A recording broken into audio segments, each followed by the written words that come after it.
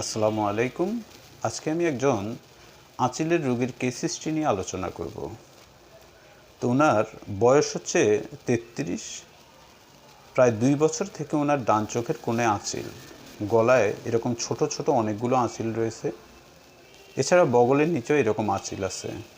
পানির পিপাসা ওনার স্বাভাবিক, ভাতের সাথে আলাদা লবণের প্রয়োজন হয় এবং ওনার শীত গরম দুইটাই অপছন্দ।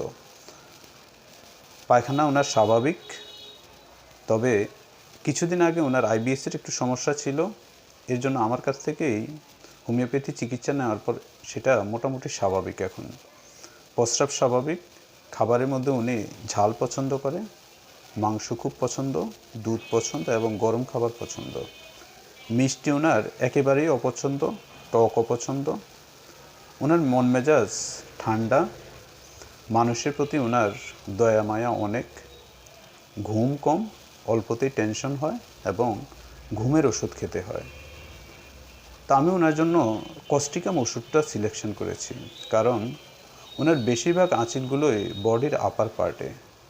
কস্টিকাম সাধারণত মুখ, নাক, গলা এসব আঁচিলের জন্য একটি কার্যকরী ওষুধ। ওনার খাবারের মধ্যে মাংস পছন্দ এবং মিষ্টি একেবারে অপছন্দ। ওনার মানুষের প্রতি দয়া মায়া বেশি এবং ঘুম কম, অল্পতেই টেনশন হয় এবং দেরি করে ঘুম আসে। এই সবগুলোই কস্টিকামের সিমটম। তা আমি আশা করি কস্টিকাম ওষুধটি ২-৩ সপ্তাহ সেবন করলেই ওনার আঁচিলগুলো সম্পূর্ণভাবে সেরে যাবে। তো সবাই ভালো থাকুন।